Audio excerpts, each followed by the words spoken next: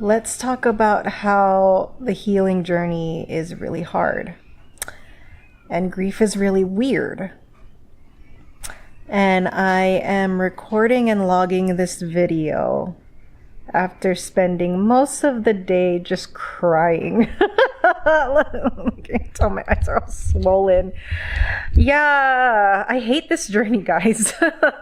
I hate this healing journey from chronic illness and repressed emotion and childhood trauma and all kinds of trauma and repressed everything, suppressed everything, because it goes like this. If you're on this journey, you know, right?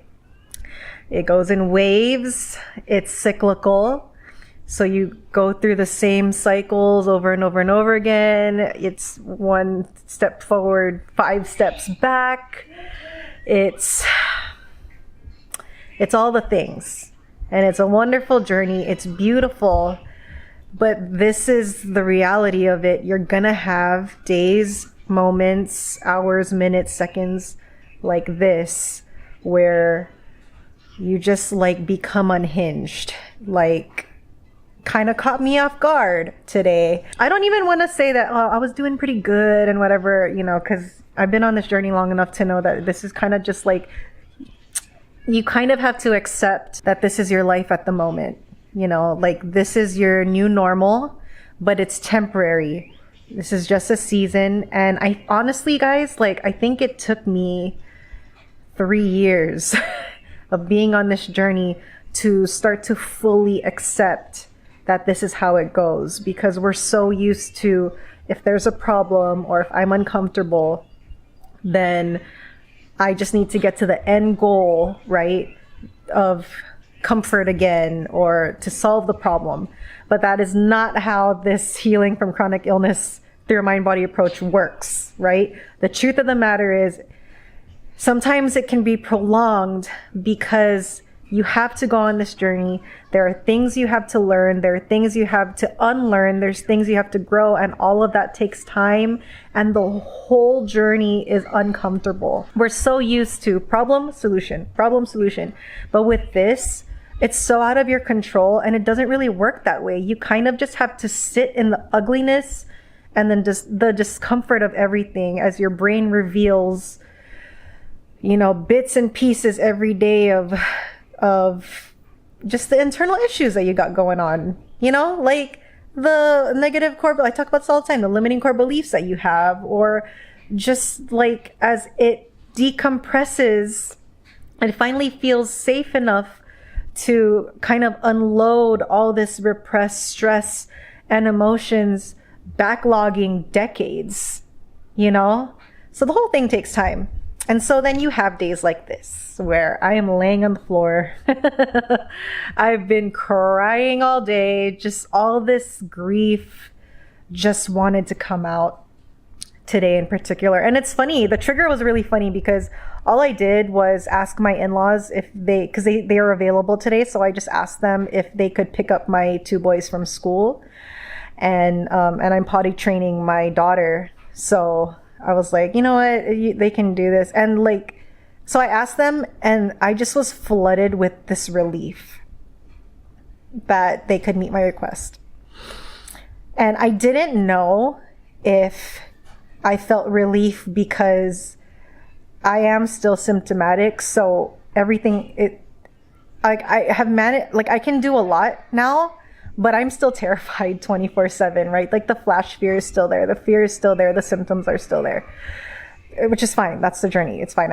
I've accepted it, though it sucks.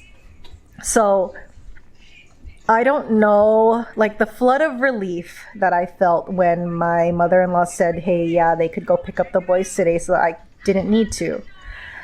I was like, am I feeling, oh, Eloise is here. She's potty training.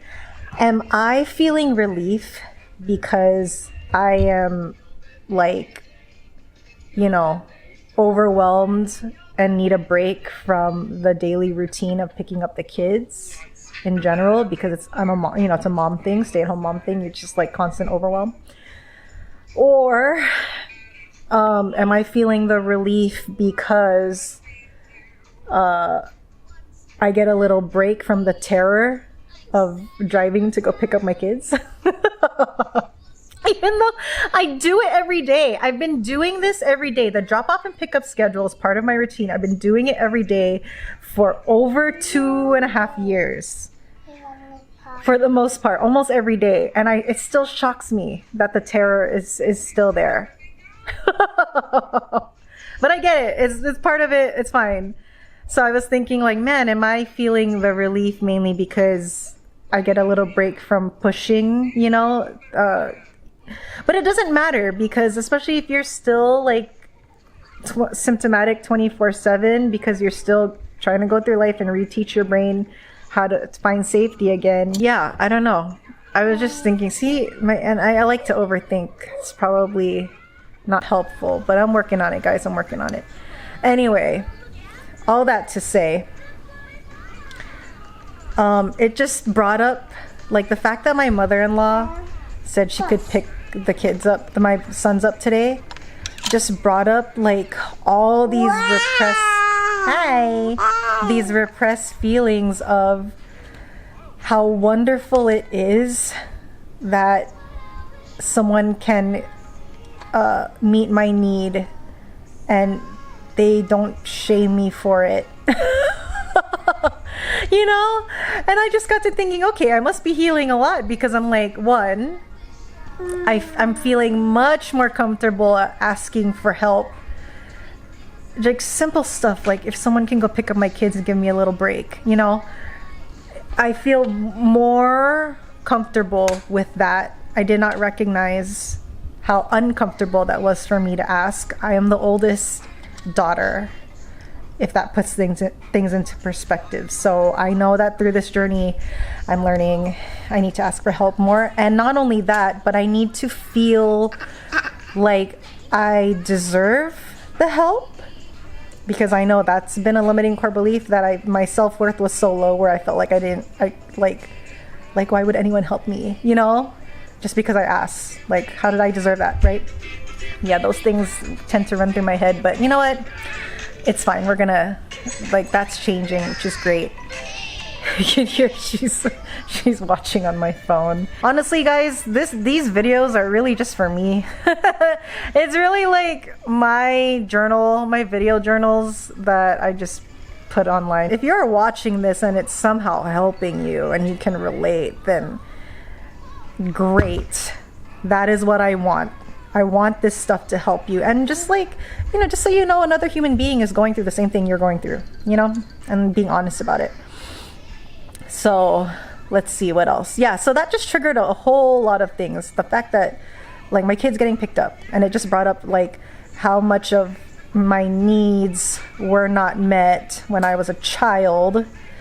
So, like all of them, I would say, most of them, just because my parents were doing the best with what they knew, and they didn't know.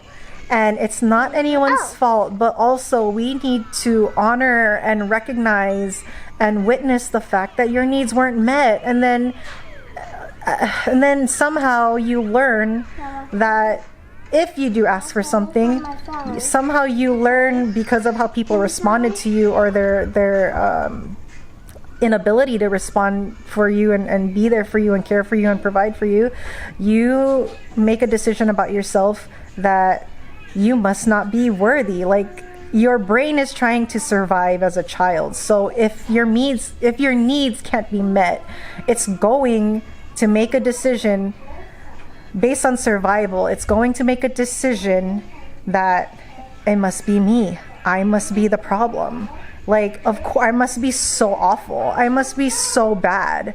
That's the only reason why my caregivers like cannot meet my needs, and they can't meet my emotional needs, maybe sometimes my physical needs, you know, like I keep getting shamed. It must be me. I must be the huge black hole plague problem, right? Like, that's what's being programmed into our subconscious when we're in an environment like that as children. And so much of this healing journey is recognizing that I'm not the problem. I was never the problem. You were never the problem. You were totally deserving of love and care and for your needs to be heard and met all of your qualms, the issues you have, all your emotions, they're all valid. And you could have benefited from being around people or in an environment where they could understand that and meet you where you're at and meet you with compassion and be able to provide for you and be able to meet your needs. But unfortunately, most of us didn't experience that. So this journey is an invitation to experience that for the first time, except that now you're the one who's in charge of your environments. You're the one who's in charge of the kind of people that you let into your life and the kind of people that you have relationships with, and you work out how you meet your needs, you communicate what your needs are, and then you work that out within yourself, with the people around you, the people who you let into your life now. So there's all these things. So all of that was coming to light. And then just had a sob fest, I'm sure. Like, that's why I say grief is weird, because grief is, I recently wrote an article on Medium. I'll post it in the description below, about grief. So I should have taken my word for it. I should have known this day was coming, where I just kind of posit that grief is always going to be there, because what's on the other side of grief? It's love. It's always love. Grief is always this. It's always going to be there in our lives, because we have, like, I do believe that everyone is born with love. We are love. We come from love. That is my full belief. And sometimes, most of the time, grief is the result of, what's the saying, that love, love that has no place to go. So grief is always going to be there. Like, it's always going to be there. And also, grief is what? Grief is a response to loss, right? And yes, you lose relationships, you lose people, we lose things that we care about, we lose environments that we care about. So it's always going to bring along grief. But also, we have to recognize that as we grow, as we evolve, as we move to a different version of ourselves, there's a loss there. We lose the old version of ourselves. So there's grief in that. So grief is always going to be there. So anyway, the article that I wrote is all about just sitting with grief, allowing it to be there, recognizing that it's always going to be there, and so just welcoming it and being friends. And today, my personal grief just wanted to come out today. Just all of that was coming up. And then I decided to catch up on that Netflix movie, I keep wanting to call it The Love List, but it's called The Life List, with Sophia Carson. So I watched that, and I was sobbed through that.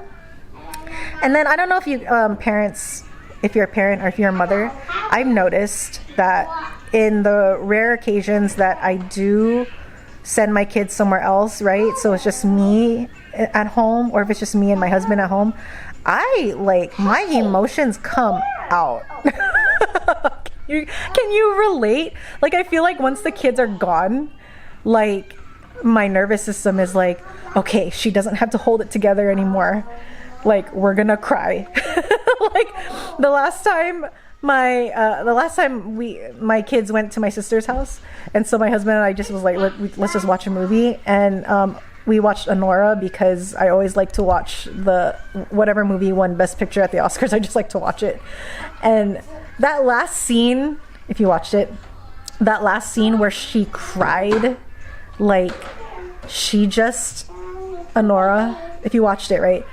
No spoiler alert or anything, but she just cried this most guttural, resonant cry, and I felt like it represented all the women, like any woman who ever felt betrayed or hurt repeatedly, and just gave herself so freely to everyone and to the environment, and did not have her own needs met by other people, and she just felt so used. Like, I felt like that cry, she cried on behalf of all women who ever felt betrayed ever.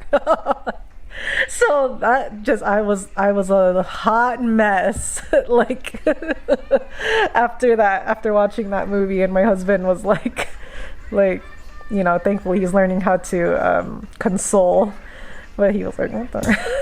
I was like, she's representing all the women who's ever been hurt ever in their lives. So anyway, yeah, just logging this. Days like this is how the journey goes. Just emotions are gonna come up. You just welcome it. Grief is gonna come up. Anger, sadness, resentment, shame, all of it is just gonna come up when you least expect it. And what do? It's the same thing you do. You allow it. You give it permission to be there. You experience it. You love it. You don't resist, because what you resist persists. And this is such a skill that is really hard to cultivate. Like, it's a skill to just allow. Like, that's what Helmut says all the time, and I'm understanding it more and more. Helmut, the mindful gardener, the guy that I always listen to, him and Sam. You just, like, we're so not used to allowing this. It's so habitual for us to shut it down, to not feel it, to bypass it as quick as possible. But really what it's asking for is to hang out and be accepted in all of its discomfort.